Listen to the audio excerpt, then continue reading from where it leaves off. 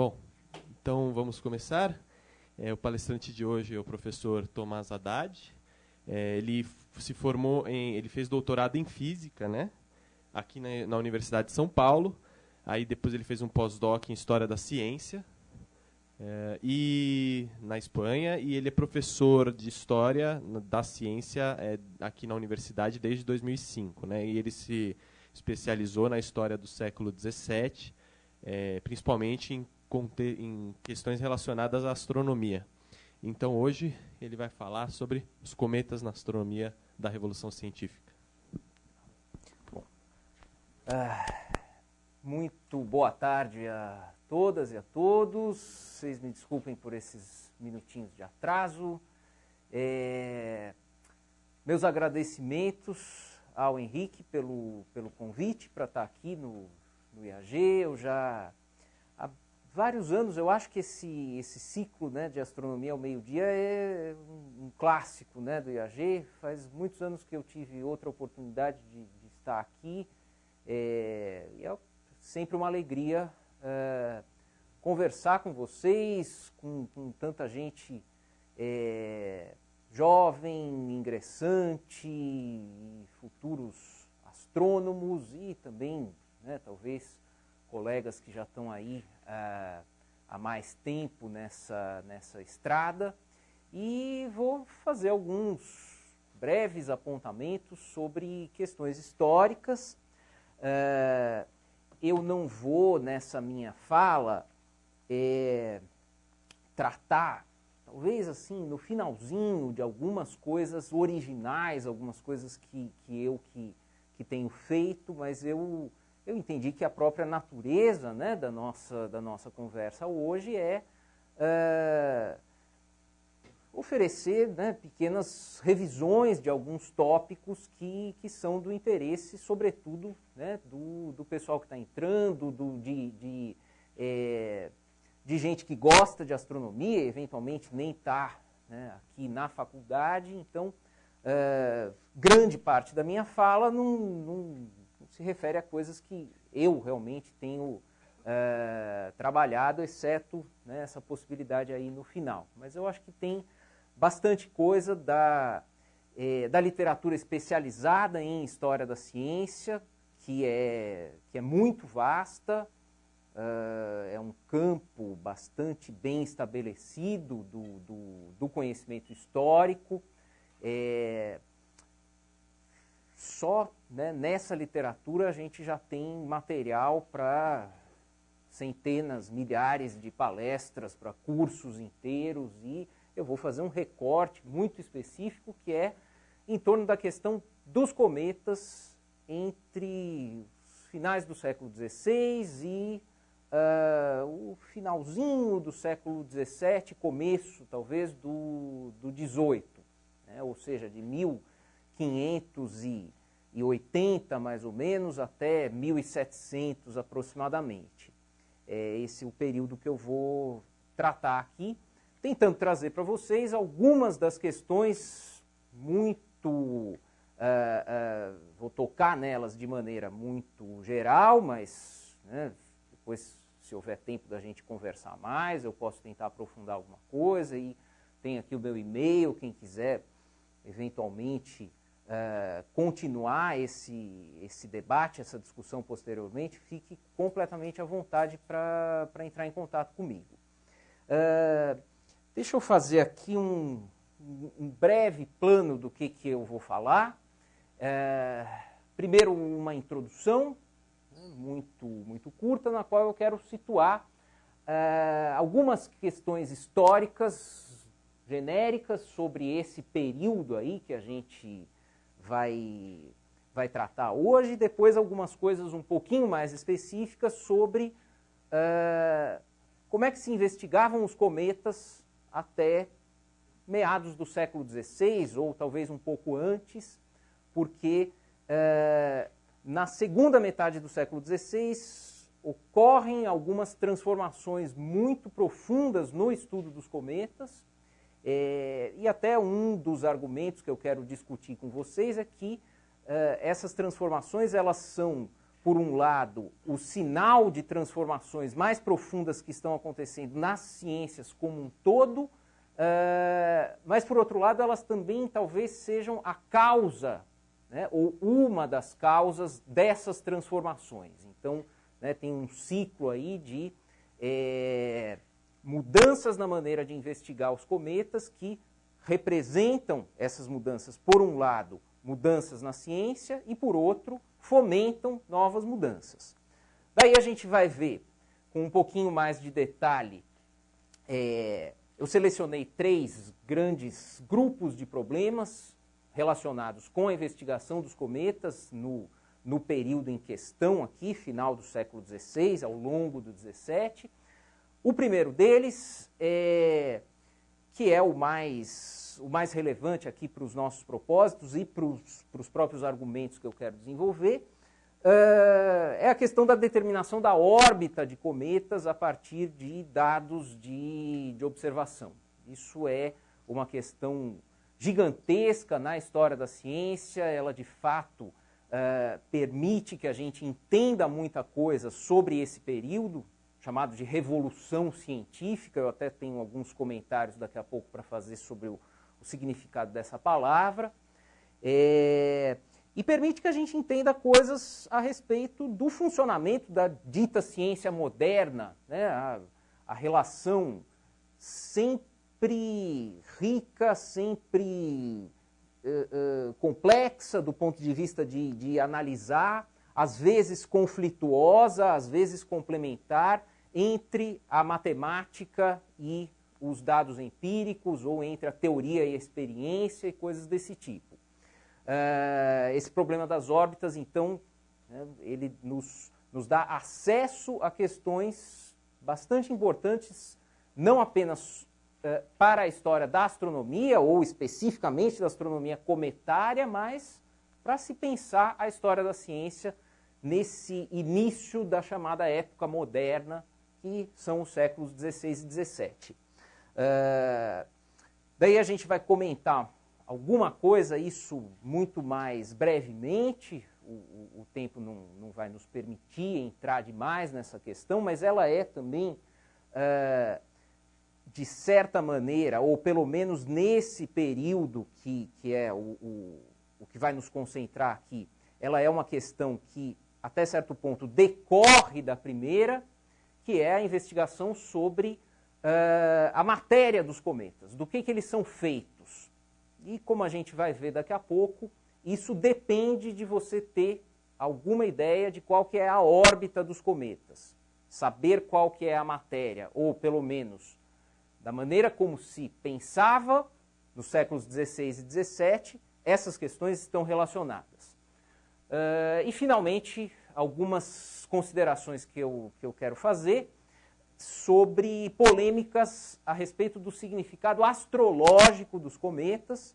Isso pode parecer uma heresia, uma coisa assim, pô, como que eu venho aqui do IAG falar de astrologia e tudo.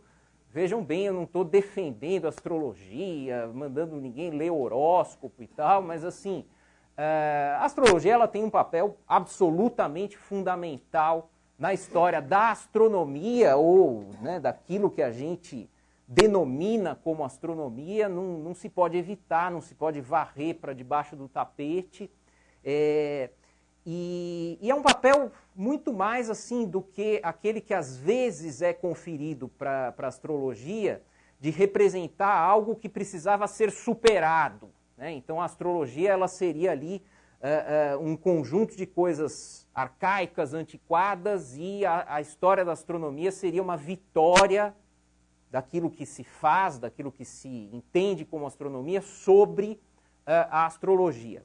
A astrologia ela tem papéis, ela tem também esse papel na história da astronomia, mas ela tem outros também. Ela gera conhecimentos também, e não apenas por oposição ou por necessidade de ser controlada, varrida, esquecida, qualquer coisa desse tipo. Bom, então vamos lá, vamos fazer algumas considerações históricas inicialmente, né? Primeiro, essa ideia de revolução científica, que está até no título dessa minha fala aqui para vocês hoje, né? A investigação dos cometas na astronomia da revolução científica. Eu coloquei entre aspas, isso tem sido cada vez mais a prática, né, entre os historiadores da ciência, qualificar a ideia de revolução científica ou deixá-la entre aspas para indicar que tem coisas ali que não podem ser aceitas assim tranquilamente, placidamente. De qualquer jeito, assim, tradicionalmente, revolução científica, talvez muitos de vocês já tenham ouvido falar desse termo, se refere a um conjunto de transformações na maneira de se fazer ciência, transformações essas que ocorreram ou terão ocorrido na Europa a partir de meados do século XVI, se estendendo até o final do século XVII. Tem algumas coisas assim que são padrão nessa maneira usual, tradicional de se conceituar a revolução científica. Por exemplo, um uso cada vez mais intenso da matemática na investigação da natureza, diferentemente daquilo que teria sido o padrão até aquele momento na Europa, de uma investigação da natureza qualitativa, mas não quantitativa. Bom, isso tem sido criticado, questionado já faz décadas ou talvez um século, mas tudo bem, tem aí uma ideia que continua tendo força de revolução científica como matematização do estudo da natureza. Outra coisa que costuma ser associada à ideia de revolução científica e isso está diretamente ligado à astronomia, é o projeto copernicano, né, de alterar o sistema do mundo, retirando a Terra da sua posição central ou estacionária, né, colocando-a como mais um corpo celeste, todos eles orbitando o Sol. Vocês já ouviram falar muito disso, geocentrismo, heliocentrismo e coisas assim. Então, às vezes, se conceitua ou se, de alguma maneira, adjetiva a revolução científica como um processo de, digamos, naturalização da própria Terra, que passa a ser mais um corpo do universo e não alguma coisa especial. Também é uma ideia interessante, frutífera e tudo, mas também criticável sob diversos aspectos. Revolução científica também é um termo que às vezes causa um pouco de dificuldade porque, não sei, quando a gente fala da Revolução Francesa, a gente pensa, né, em um conjunto muito específico de eventos ali, detonados em 1789, e uma coisa que vai até 1790 e não sei quanto, quando Napoleão, né, toma o poder e começa a reverter, de certa forma, a Revolução, etc., etc. A Revolução Científica, ela é muito mais difícil de você localizar no tempo. Né? Assim, o que faz começar a Revolução Científica? Tem muita gente que acaba dizendo, não, é a publicação do livro do Copérnico em 1543 sobre as revoluções dos orbes celestes. Outros dizem que é um livro da mesma época, que é um livro de anatomia, daí não tem nada a ver com os temas que a gente está discutindo aqui, mas que também, de fato, é um livro importante, transforma bastante coisa na maneira como se compreendia o corpo humano até aquele momento. Tem gente que prefere não escolher uma data, isso é sempre mais sábio, né, em questões de história, e diz, não, olha, a Revolução Científica é um processo que vai tendo início ali no final da Idade Média, que também não dá para saber quando que é isso, e vai se estendendo, se acumulando, ou qualquer coisa desse tipo. O que torna já também um pouco difícil você falar de uma revolução que você não sabe, né, quando ela começa e muito menos quando ela termina. Tem gente que gosta de dizer que a tal revolução científica teria terminado com a publicação do livro do Newton, né, o seu livro de mecânica, de filosofia natural, o Principia, em 1687.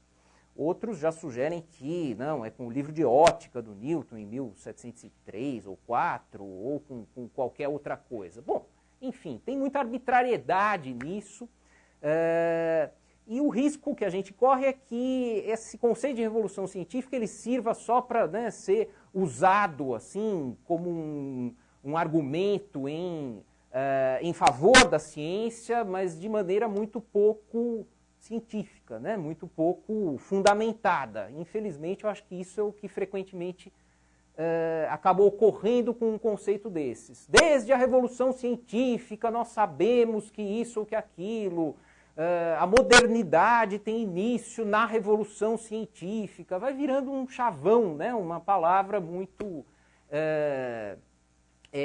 abusada e que acaba sendo esvaziada de significado. De qualquer jeito, assim, existem mudanças na maneira de se fazer ciência. Se essas mudanças são revolucionárias ou não, eu acho que não é o que deve nos importar mais. E, particularmente, mudanças na maneira de se fazer astronomia. E eu insisto naquilo que eu falei há alguns minutos. São mudanças na maneira de fazer a astronomia que refletem mudanças mais gerais na maneira de se, ou nas maneiras que se consideram aceitáveis de obter conhecimento sobre o mundo, mas também são mudanças que transformam, de maneira geral, as formas de obter conhecimento. A astronomia ela é um campo extremamente interessante para entender essas mudanças, sejam elas revolucionárias ou não, que acontecem na ciência ao longo dos séculos XVI e XVII. Por causa disso, ela é reflexo e, ao mesmo tempo, causa de transformações fundamentais na prática científica europeia. Tenho também que admitir que eu estou falando de astronomia europeia. O próprio conceito de revolução científica, ele é um conceito, né, para se pensar a ciência europeia e não as tradições de conhecimento do mundo que existem em outras partes do planeta. Bom, a astronomia, só sendo um pouquinho mais específico, que tipo de debate o estudo da história da astronomia nesse período, séculos XVI e XVII, nos permite entender. Estou dando alguns exemplos aqui, né? Por exemplo, uma coisa que, um pouco imprecisamente, eu estou chamando do debate entre o instrumentalismo e o realismo. Isso pode parecer, nossa, que conversa esquisita, mas não, é uma coisa que, até hoje, isso é importante para os cientistas praticantes, para vocês, né? Que é uma questão, basicamente, assim, as teorias, elas, digamos assim, representam o mundo na sua realidade, ou elas são simplesmente maneiras que a gente tem de fazer contas, de fazer previsões e de, né, intervir no mundo de alguma maneira, independente daquilo ser verdadeiro ou não. Esse debate está à toda hoje em dia, por exemplo, na teoria de cordas, que muitos já ouviram falar, né? Assim, bom, aquilo pode realmente representar alguma coisa ou aquilo é uma maneira de calcular determinados observáveis de processos de alta energia, qualquer coisa assim. Mas no nosso contexto aqui, a grande manifestação desse debate ocorre ao longo da segunda metade do século XVI, primeira metade do século XVII, quando muitas pessoas começam a, né, fazer polêmicas em torno de uma questão assim. Os sistemas cosmológicos disponíveis na época para a escolha dos astrônomos, eles representam o que acontece nos céus ou eles são né, esquemas geométricos que nos permitem calcular determinadas posições, determinadas configurações, fenômenos observáveis. Alguns já devem ter ouvido falar, né, de um mecanismo que era muito importante na astronomia dessa época, que era o chamado mecanismo de deferentes e epiciclos, né? A ideia de que os corpos celestes eles orbitariam em torno da Terra ou do Sol, isso não importa se é copernicano, se é ptolomaico, mas eles não orbitariam diretamente em torno desse corpo central. Eles girariam em torno de um círculo secundário, e esse círculo secundário, por sua vez, giraria em torno do corpo central.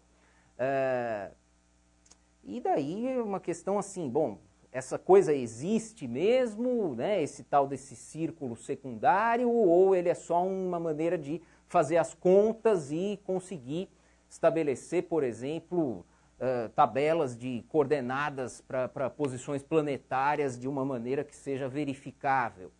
E há uma série de outras coisas envolvidas nesse debate. A própria ideia daí de se é o Sol ou se é a Terra que devem ser considerados o objeto central, isso também envolve essa questão. Às vezes, né, se dizia no século XVI, XVII que o sistema copernicano seria falso, mas ele permitiria fazer contas adequadamente. Então, do ponto de vista de um instrumento, ele serve. Ele não é real, mas ele, né, serve para fazer as coisas. Tem muitos outros debates que a história da astronomia nos daria acesso. Essa tensão e também complementação entre teoria e observação, o que se faz dos dados, como que os dados podem fundamentar uma teoria, a ideia mais geral ainda de matemática versus experiência, né? Experiência como aquilo a que a gente tem acesso pelos nossos sentidos, e a matemática como aquilo que é, né, inteligível, aquilo que pode ser obtido por processos mentais. A astronomia, é óbvio, né, que ela gera esse tipo de coisa, porque a astronomia ela se baseia nessa experiência dos sentidos, do sentido visual, mas ela também tem todo um pedaço matemático que... Como é que ele se relaciona com a experiência dos sentidos? No fundo, a questão é essa.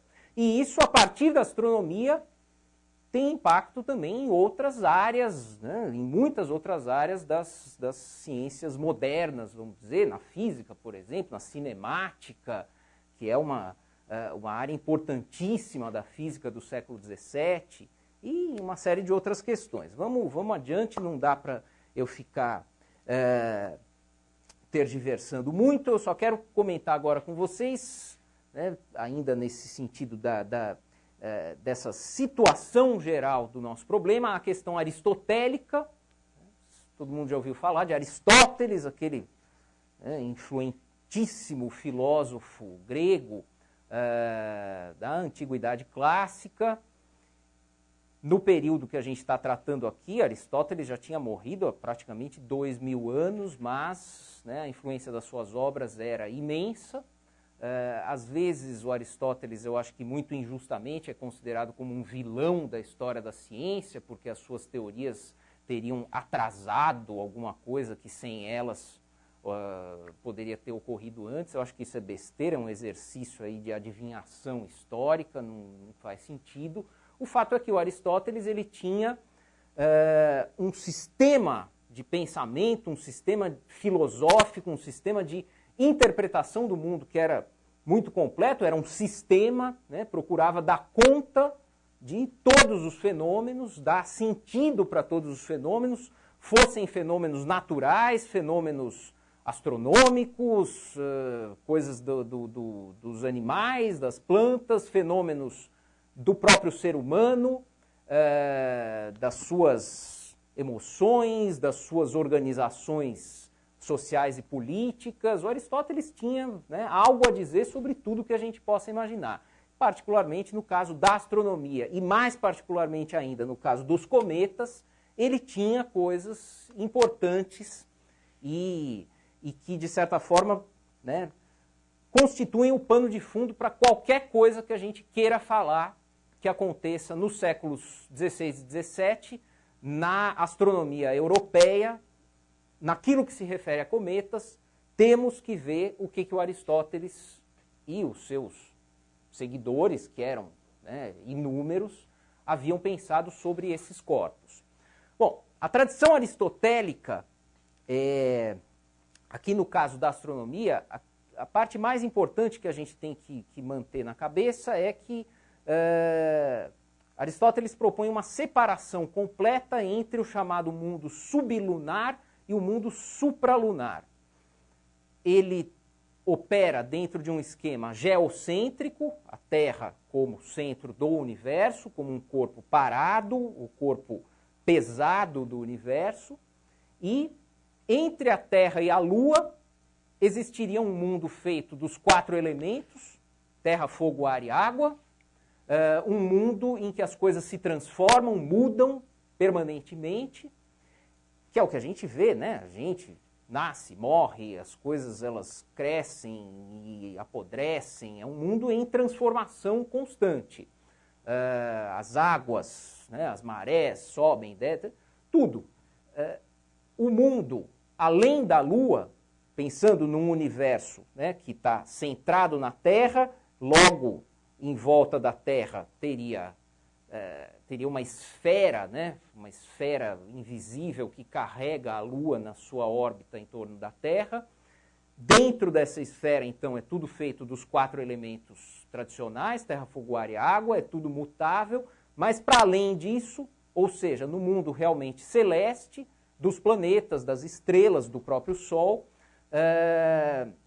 não existiriam esses elementos, as coisas seriam constituídas por algo chamado de éter, ou quinto elemento, ou quintessência, tem diversos nomes.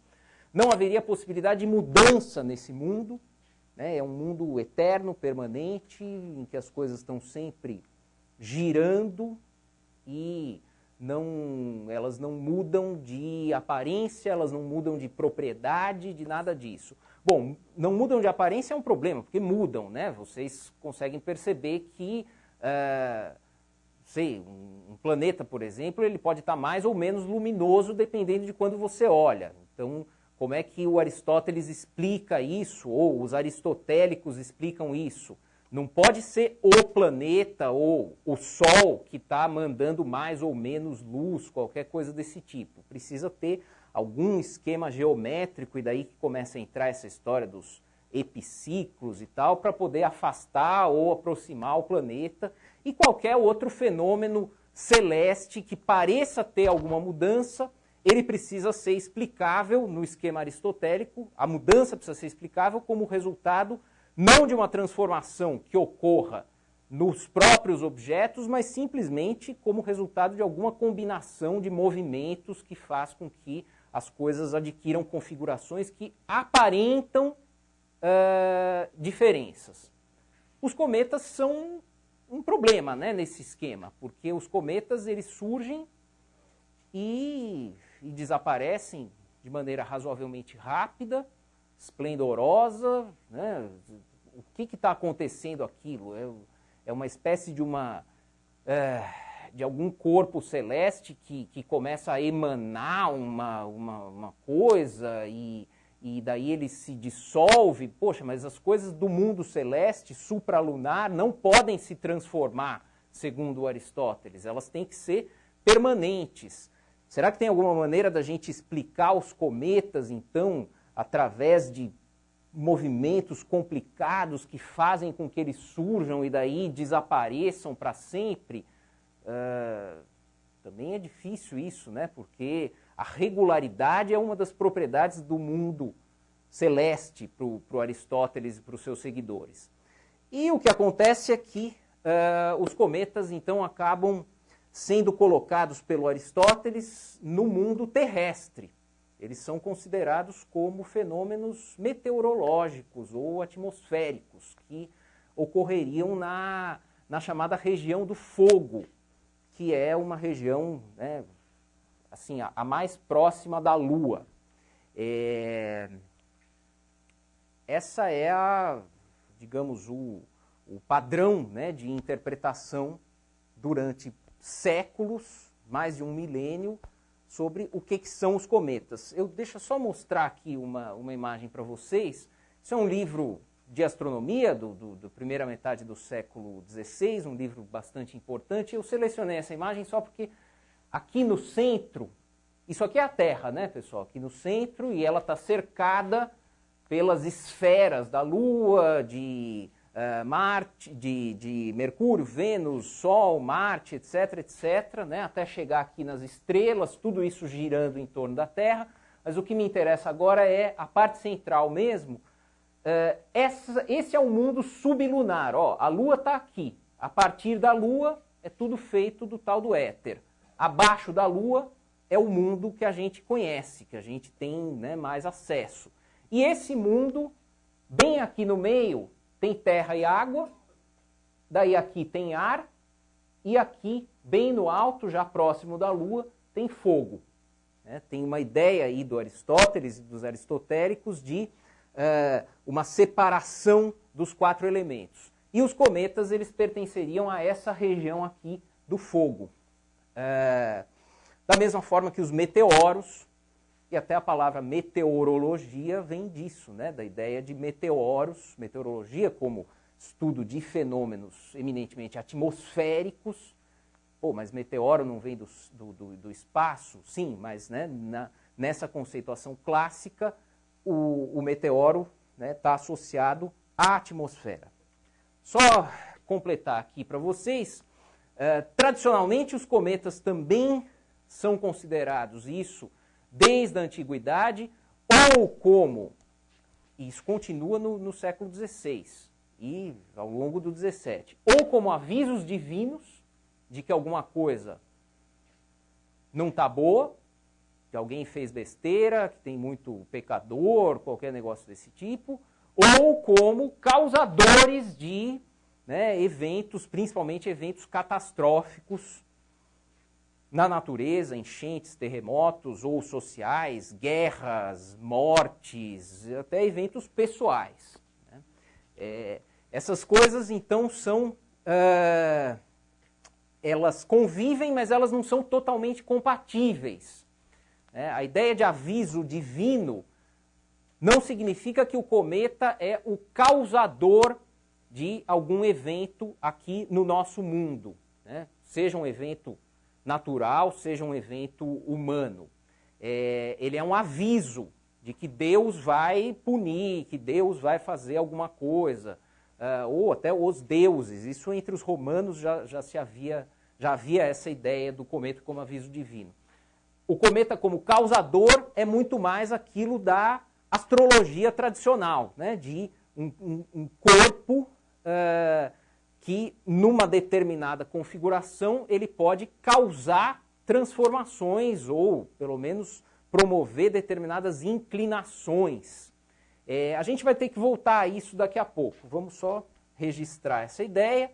Bom, aqui tem a figura que eu já mostrei. Aqui, olha, uma imagem de uma edição de 1532 do livro do Aristóteles intitulado Meteorologia.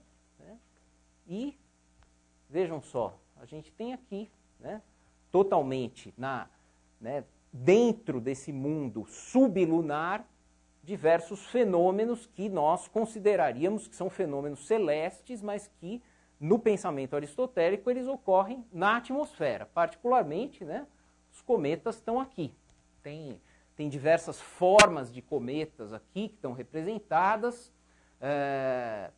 e explica-se, né, que essas formas elas podem indicar avisos de naturezas diferentes sobre eventos que estão para acontecer. Bom, vamos conversar então agora sobre o problema principal, que é o problema das órbitas. Na segunda metade do século XV, ou seja, 1450 e tanto, para além disso, começam a surgir dúvidas importantes sobre a explicação aristotélica dos cometas como fenômenos atmosféricos. E existem algumas razões astrológicas importantes para isso, né? Talvez a mais premente, a mais forte razão astrológica é que se os cometas não forem simplesmente avisos de Deus de que alguma coisa vai acontecer, mas forem realmente agentes de alguma mudança, como se considerava na astrologia de então que, né, os planetas, as posições planetárias, as conjunções, as diversas configurações são agentes de influência sobre eventos aqui no nosso mundo, os cometas deveriam pertencer também à região celeste. Eles não deveriam ser, né, simples explosões atmosféricas, porque isso não teria a mesma condição de influenciar o nosso mundo, os destinos, os rumos do nosso mundo, que um fenômeno celeste. Então, aqui está um caso, né, daquele que eu comentei no começo, que assim, não devemos pensar na história da astronomia como uma gradual luta contra o obscurantismo e qualquer coisa assim, mas aqui está um exemplo de astrologia, por mais desacreditada que ela seja hoje, 500 anos atrás ela estava sendo muito produtiva no sentido de gerar novas ideias na própria ciência, né? A necessidade de você jogar os cometas para o espaço por uma razão astrológica, isso tem consequências muito profundas, né, em toda a história posterior, subsequente da astronomia. Por exemplo, esse camarada aqui, Regiomontanus, é um astrônomo alemão da segunda metade do século XV, muito influente, escreveu, né, alguns comentários à grande obra do Ptolomeu, escreveu também alguns textos de trigonometria esférica, coisas, né, que vocês já imaginam que têm importância grande para a astronomia. O Regiomontanus, em parte por causa dessas razões astrológicas, ele faz algumas propostas, não é também ele sozinho, tem bastante gente contribuindo para isso, mas ele é quem mais sistematiza essas coisas, propostas para determinar a distância dos cometas a partir de pares de observações. Observa um cometa ou observa determinadas, coleta determinados dados sobre um cometa, agora coleta esses mesmos dados depois de não sei quanto tempo e através desses pares de observações ele sugere maneiras de estabelecer a distância. Isso por quê? Porque a distância Terra-Lua ela é estimada nessa época, já é estimada, existem maneiras, desde a antiguidade, de fazer essa estimativa. Se a distância do cometa for maior do que a distância Terra-Lua, significa que ele não é um corpo que existe na atmosfera, que ele é um corpo celeste. A questão da órbita vai saindo disso. Se você consegue ir estimando a distância do cometa ao longo do tempo, você vai conseguindo estabelecer a órbita que ele faz. Então, né, é nesse momento que se lança a semente do problema maior que a gente vai olhar já. Né? Ao longo do século XVI, muita gente tenta fazer isso, com maior ou menor sucesso, mas é só realmente a partir de 1577 que isso, né, se torna o foco da astronomia cometária durante mais de um século, no sentido de refinar essas observações. Eu vou voltar daqui a pouco, só comentar com vocês a ideia aí do Regiomontanus para estabelecer a distância dos cometas, é a ideia da paralaxe. Talvez tenha muita gente que já ouviu falar sobre isso aqui, né? Paralaxe é a mudança aparente da posição de um objeto quando você altera o ponto de observação. A maneira mais simples e padrão assim, de entender a paralaxe é colocar o dedo na frente aqui do nariz, fechar um olho. Se você fica alternando o olho, a posição aparente do dedo muda em relação ao fundo, né? Agora ele está cobrindo o nosso companheiro aqui da ponta, agora ele está cobrindo alguém aqui do meio. Então, né, parece que mudou. Eu também posso ter a paralaxe, não sei, se eu fixar, deixar essa cadeira aqui, né? Eu estou nessa posição, eu vejo a cadeira na linha dele ali, e eu ando até aqui, agora a cadeira está numa outra linha. É isso que é a paralaxe, é o que está representado ali na primeira figura. Muda-se o ponto de observação em relação a um objeto que está fixo, né? E você tem um ângulo entre as duas linhas de observação. Bom, só que temos que lembrar que a gente está trabalhando numa época em que a astronomia é geocêntrica, geoestacionária, então o que está mudando de posição é o próprio objeto, não é o observador em si, né? A não ser que o observador consiga realmente se deslocar, e isso é uma coisa que vai acontecer no fim do século XVI. As pessoas vão comparar medidas de posições de cometas tomadas em locais distantes, que seria, né, uma forma de pensar dessa primeira maneira aqui. Imagina que isso daqui pode ser a superfície da Terra, tem dois locais distantes, tomaram as medidas, a gente compara os ângulos e obtém esse ângulo central aqui, que é o ângulo da paralaxe ou a paralaxe. Fazendo um pouquinho de trigonometria, você descobre que com esse ângulo e essa distância, você sabe esta distância aqui, né? Isso é trigonometria básica do triângulo retângulo, mas também você pode pensar numa Terra parada e no próprio objeto se movendo ao longo de alguns dias, e você vai ter o mesmo ângulo, né? O que essa figura pretende demonstrar é isso. Fazendo a mesma trigonometria, tomando uma medida hoje, uma medida daqui alguns dias, algumas horas, algumas semanas, eu consigo estabelecer a paralaxe e fazer as contas e ter uma estimativa da distância. Bom, isso daqui é uma imagem daquele mesmo Pedro Appiano que eu mostrei para vocês, 1533, o livro dele, e isso representa ele próprio tomando medidas de um cometa, um cometa que eu não lembro, de 1525 talvez, medidas com o objetivo de estabelecer a paralaxe, né?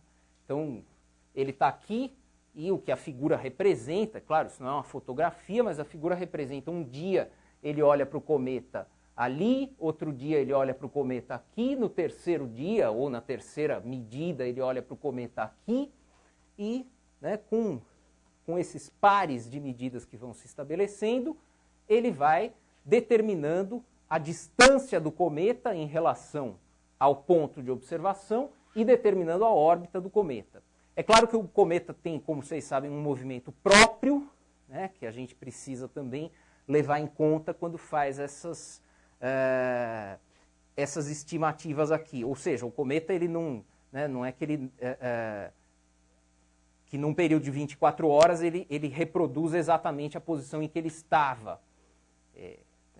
Seria o caso mais simples para fazer uma medida de paralaxe. Você faz, então, depois de 24, depois de 36 horas, e tem lá um ângulo e pronto. O cometa ele se move, né, além daquilo que era esperado, então você precisa descontar esse negócio. Estou só fazendo um comentário muito geral, não vou entrar nas tecnicalidades disso, mas é basicamente, né, você fazer medidas de coordenadas com instrumentos que são disponíveis nessa época, não são instrumentos ópticos, são instrumentos geométricos, né? Essas medidas elas vão se tornando cada vez mais precisas ao longo do século XVI. Essa ideia de precisão também é uma ideia importante naquilo que se considera, né, a revolução científica, e a astronomia é o local de nascimento, eu diria assim, da ideia de precisão. A gente já vai ver um pouco melhor isso. Enfim, com essas medidas cada vez mais precisas, vai sendo possível estimar melhor ou estimar mais, de maneira mais convincente, né, para os outros astrônomos da época, onde é que um cometa se encontra e qual que é a órbita dele. Cometa de 1577, isso daqui é uma imagem contemporânea, uma imagem feita na Boêmia, hoje Tchecoslováquia, Aqui são indivíduos de uma cidade, né? São os chamados burgueses, e o cometa em cima dessa cidade. Ele foi, de fato, um cometa bastante impressionante. Eu nunca tive a sorte na minha vida de ver um cometa assim, com essa glória toda. Não sei se algum de vocês teve. Eu já era vivo, era uma criança na época que o cometa Halley passou, nos anos 80, e foi uma das maiores decepções da minha vida, aquilo lá, porque não era o que eu esperava, uma coisa dessas, né? E não assim, aquela fumaça lá que eu vi. Bom, mas enfim, o cometa de 1577, mesmo que ele não tenha sido tão incrível assim, ele foi um cometa bastante visível durante alguns meses, um cometa que cobriu aproximadamente 1/4 do céu na sua trajetória de visibilidade durante os meses em que ele esteve visível. Muita gente observou esse cometa, muita gente aplicou o método da paralaxe para tentar estabelecer onde, afinal, esse maldito cometa se encontra, é no nosso mundo, na atmosfera, ou é no mundo celeste. A pessoa que teve mais sucesso nisso foi esse senhor aqui, talvez você já tenha ouvido falar dele, Tycho Brahe, um grande astrônomo da segunda metade do século XVI, anticopernicano, criador de um outro sistema de organização do mundo que não é nem geocêntrico nem heliocêntrico, é um sistema que mistura essas duas coisas. Eu tenho até uma imagem disso daqui a pouco. Curiosamente, esse sistema, que foi o mais importante da astronomia europeia até pelo menos 1640, 1650, ele é muito pouco estudado, muito pouco lembrado. E esse sistema, né, de organização cósmica que o Tycho Brahe propôs, em grande medida ele foi inspirado pelas medidas que ele fez, ou pelas observações que ele fez do cometa de 1577. Está aqui só uma imagem dele, tem um monte de coisa curiosa sobre esse cara, né? Ele era um nobre da Dinamarca, tudo aquilo em volta são os escudos dos territórios lá que estavam sob o controle da família dele, um sujeito riquíssimo. Ele era dono de uma ilha no Mar do Norte, e estabeleceu nessa ilha um verdadeiro observatório astronômico, não um observatório com telescópios, isso não havia, mas, né, um local em que um monte de gente ficava todas as noites registrando coordenadas de tudo quanto é corpo celeste, e outro monte de gente ficava fazendo conta para reduzir essas coordenadas para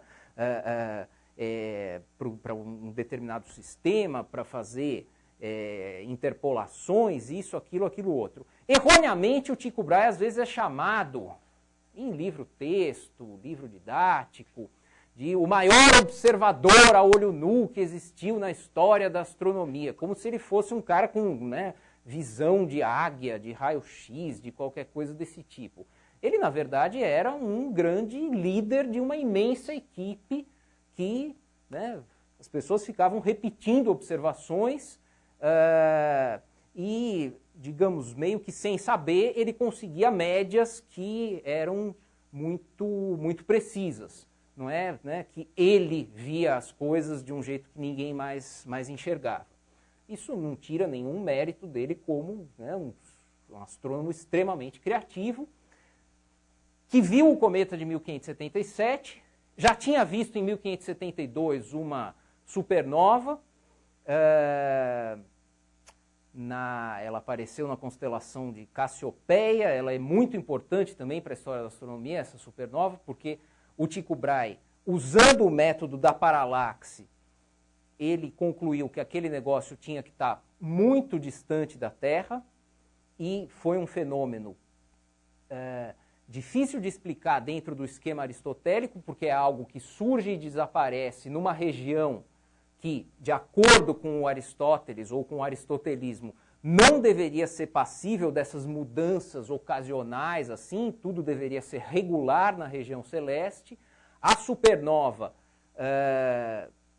tinha sido considerada como um fenômeno atmosférico passageiro. O Tycho Brahe, com as medidas de paralaxe, convence muita gente de que ela não é um fenômeno atmosférico, ela está muito além da Lua.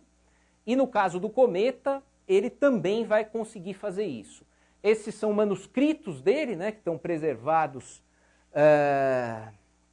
em algumas bibliotecas, alguns arquivos europeus. Isso daqui são, né, as imagens que ele faz do próprio cometa, já com algumas estrelas de referência.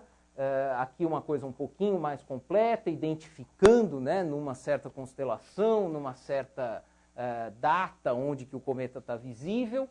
E aqui, né, já são as tentativas de estabelecer a órbita. Isso daqui é a Terra e isso daqui é o cometa.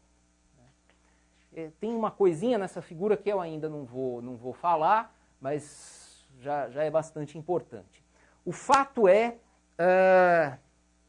que o Tycho Brahe se convence e convence muita gente que esse cometa de 1577 definitivamente não pode ter sido um fenômeno atmosférico. Ele tem que ser alguma coisa do mundo celeste. E daí não se sabe o que fazer, né? O Aristóteles, o mundo celeste que não muda, que não se altera, e não tem jeito. O cometa está no céu,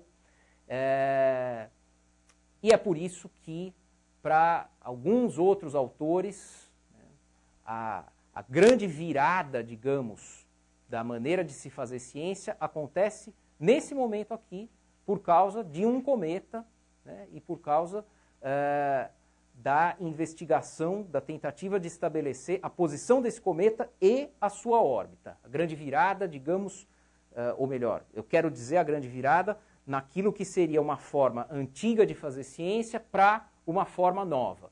O aristotelismo não é sustentável na astronomia a partir desse momento. É claro que ele não vai, né, assim, desaparecer, mas ele vai minguar rapidamente. Isso talvez abra espaço para o Galileu, que todo mundo já ouviu tanto falar, né, o Galileu anti-aristotélico e tudo, para uma série de outras coisas na história da astronomia e da ciência. Isso daqui são trechos de um livro do Tycho Brahe de 1588. Ele tem um capítulo inteiro sobre esse cometa. Vocês veem que aqui tem as medidas de paralaxe que ele faz. Isso ele compara observações que ele toma, digamos, nesse ponto aqui, com observações que ele solicita para outros astrônomos que estão ali na rede dele em outros lugares. E essa que é a imagem talvez mais importante aqui. Isso é a Terra, isso é a Lua. O cometa está totalmente fora, vocês veem, da região sublunar. O cometa tem uma órbita em torno do Sol. Ele estabelece que essa órbita é em torno do Sol. E é isso que está na raiz daquilo que eu falei para vocês, que é o sistema misto do Tycho Brahe, segundo o qual o universo seria assim. A Terra está aqui parada no centro, a Lua está girando em torno da Terra, o Sol também está girando em torno da Terra, mas todas as outras coisas estão girando em torno do Sol, inclusive o cometa. E aqui tem planetas, né? Tem Marte, tem Mercúrio, tem Vênus. É um sistema misto, né? Tem dois centros diferentes. Isso é uma transformação imensa na astronomia, causada por esse cometa. É uma transformação no pensamento científico também, porque nesse momento o céu deixa de ser uma região imutável. Abre-se a porta aqui também para considerar que talvez tudo isso aqui seja feito da mesma matéria. Terra, água, fogo e ar, ou qualquer outra coisa. Mas não haveria uma distinção material entre o nosso mundo e o mundo celeste. Isso é absolutamente fundamental na ciência, né, gente? Essa ideia de que tudo é feito da mesma coisa e está submetido às mesmas regras. A discussão sobre a matéria celeste, ou sobre a matéria dos cometas, ela vai permanecer ao longo do século XVII, vai ficar completamente aceito em poucos anos que eles são realmente fenômenos que pertencem ao céu, que não são aqui do nosso mundo, mas algumas pessoas ainda vão tentar, durante décadas, salvar o aristotelismo, dizendo que não, então talvez os cometas sejam feitos sim desse quinto elemento, mas que passa por algum processo que a gente não tem acesso aqui na Terra. Enfim, por volta de 1650, já está absolutamente aceito que o universo inteiro é feito da mesma coisa e que as leis que governam o comportamento de tudo, elas são leis que dependem daquilo de que as coisas são feitas. Se tudo é feito da mesma coisa, as leis são iguais, na Terra, no céu, em Júpiter, em qualquer canto. Os cometas eles estão na base disso, que é absolutamente fundamental para a gente pensar a ciência moderna. Só para completar, para voltar ao negócio da astrologia, o debate astrológico permanece, ele que já tinha sido tão importante lá atrás para gerar essa questão, afinal de contas, se os cometas eles são corpos capazes de disparar processos, né, no nosso mundo, da mesma forma que os outros corpos celestes, eles têm que ser celestes também, e né, é essa grande empreitada, na verdade, que se origina no fim do século XV, vai ali até o Tycho, e daí a partir do Tycho até o Halley, é uma questão de ir dando mais precisão a esse negócio. O Halley, finalmente, usando daí a ideia de uma força central, que varia com o inverso do quadrado da distância, ele resolve de uma vez por todas o problema de determinar precisamente as órbitas. Mas a questão astrológica, ela cruza todo esse período e ela se manifesta na Europa inteira, nas colônias europeias, particularmente aqui no Brasil, que é o que eu disse para vocês, que eu mesmo estou estudando isso. A gente tem polêmicas interessantíssimas na Bahia, na segunda metade do século XVII, entre astrônomos e literatos e poetas e tudo sobre o significado de alguns cometas que apareceram naquele momento. É muito interessante de ver que essas polêmicas elas já partem do princípio que os cometas são fenômenos celestes. Ninguém mais duvida disso, não só os astrônomos, mas né, qualquer um que vá falar sobre cometas, mas continua havendo dúvidas sobre o significado ou sobre a capacidade deles de influenciar os nossos eventos por algum processo astrológico, ou se eles são simplesmente sinais de Deus de que alguma coisa errada está acontecendo no nosso mundo. O próprio Newton, grande herói da ciência moderna, se preocupa bastante com essa questão. Apesar dele saber calcular muito precisamente a órbita de qualquer corpo, eu diria que ele está muito mais interessado em saber se esse corpo vai ser capaz de despertar o fim do mundo ou qualquer coisa desse tipo, do que em saber né, precisamente as suas coordenadas, que é aquilo que para nós parece ter sido a totalidade do feito newtoniano e de tantos outros cientistas e astrônomos desse período. Vou encerrar por aqui então, desculpem novamente o atraso para começar e o tempo que eu posso ter extrapolado um pouco. Muito obrigado a todas e todos.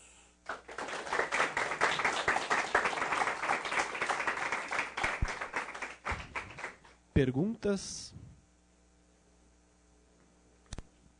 Eu acho que eu consigo falar sem microfone.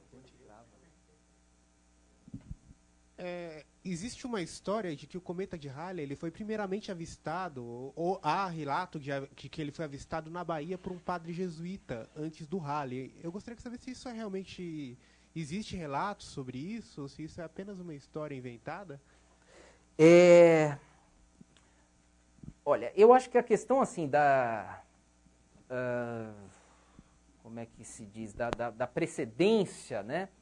Essa sem dúvida não foi o padre Valentim Stancel na Bahia, que foi o primeiro a avistar o Halley de 1678, não lembro direito agora, ou 1668, né?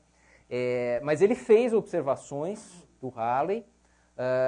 Ele, inclusive, mandou os registros dessas observações para a Inglaterra. Elas foram publicadas na revista da Royal Society. Depois o Newton até cita essas observações no Principia. O Newton cita de muita gente que observou em diversas partes do mundo, dentro daquela ideia lá, né, do Tycho Brahe ainda, de você comparar observações até certo ponto simultâneas para ter uma linha de base mais longa para fazer o cálculo de paralaxe.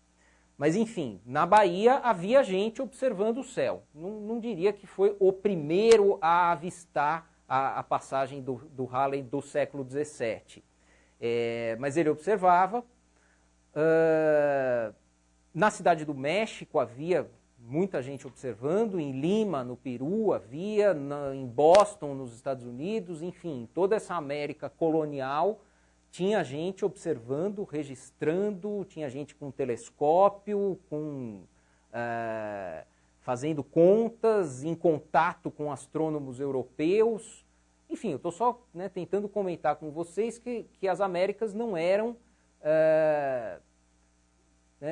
exclusivamente um local de espoliação e de exploração. É claro que elas eram também isso, com, né, um sistema erigido em torno do crime, do horror, da escravidão. Mas também havia aqui nas Américas, é o nosso próprio passado, eu acho que é importante a gente também se apropriar dele, gente pensando em cometa, e pensando em órbitas e fenômenos desse tipo, e também polemizando sobre a capacidade do cometa influenciar os nossos destinos ou não. Tinha gente até defendendo independência de certas partes das Américas, porque passou um cometa, que significa que a Espanha está ferrada, vai se acabar, então vamos já fazer a nossa vida. Enfim, é um mundo mais interessante, né, do que pode parecer, às vezes, em alguns aspectos das nossas aulas de história. Mais alguma pergunta? Bom, então vamos agradecer ao professor. Tem mais uma uma pessoa vez. que levantou a mão, desculpa. Henrique. E como era a discussão do que era feito os cometas, exatamente? O que se debatia nessa época, né, do século XVII? Então, o debate principal, uma vez admitido que eles eram pertencentes à região celeste, que é uma coisa que só um parêntese, o Galileu, nosso grande herói, nunca admitiu isso, né? Ele ficou, nesse caso, do lado dos aristotélicos antigos, tradicionais, qualquer coisa assim. Mas voltando, né, depois de dar essa cutucada no Galileu, o debate era, em primeiro lugar, assim, se poderia haver na região celeste alguma maneira de que o éter, né, essa substância perfeita e imutável que constituiria todo o mundo supralunar, se poderia haver alguma maneira do éter se condensar ocasionalmente em alguma região e depois se dissipar novamente. Isso porque a ideia é que o mundo celeste era inteiro feito desse éter. E os planetas, as estrelas, qualquer um desses corpos permanentes seriam apenas, né, condensações, assim, aglomerados muito densos de éter. Então surge essa ideia, talvez os cometas sejam aglomerações momentâneas do éter. Isso já é abrir mão de um dos princípios das ideias aristotélicas de que os fenômenos na região supralunar teriam que ser permanentes, porque a gente está falando justamente de algo temporário, mas ainda assim salvaria a constituição material, né? Seria feito de éter como o resto do universo. E, em oposição a isso, pessoas já sugerindo no século XVII que não, os cometas são feitos de gelo. de terra e gelo, ou seja, de terra e ar, dois dos elementos básicos que existiriam aqui no nosso mundo também. Já há ideias de que a cauda dos cometas seria algum tipo de... É claro, isso não corresponde ao que a gente, né, diz hoje, mas assim, que eles seriam algum tipo de vaporização desse gelo, porque tem toda aquela história da cauda em relação ao Sol. Os cometas, então, eles vão, ao longo do século XVII, ganhando esse caráter material, né, equivalente ao de qualquer outra coisa que está aqui no nosso mundo. E, finalmente, quando o Newton e o Halley conseguem prever, explicar as órbitas dos cometas usando as leis que são exatamente iguais àquelas que o Newton usa para explicar qualquer fenômeno aqui na Terra, que são o quê? As 3 leis de Newton e a da gravitação, a questão da matéria de que são feitos os cometas, ela meio que para de ser polêmica, porque, olha, se eles estão submetidos exatamente às mesmas leis que essa matéria que a gente conhece, é porque eles são feitos da mesma coisa. De certa forma, é essa a operação que se processa no final do século XVII. Ok, vamos agradecer então, professor, mais uma vez. Muito obrigado.